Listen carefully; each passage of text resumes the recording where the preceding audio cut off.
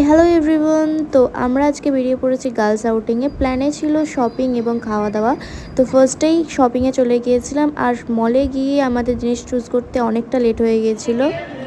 আধ ঘন্টা 40 মিনিট হয়েছে। আমরা একটাই আমাদের পছন্দ হয়েছে, মানে আমাদের বোধ হয় আধ ঘন্টা 40 মিনিট হয়ে গেছে আমরা এখানে এসেছি, আমাদের একটা পছন্দ হয়েছে।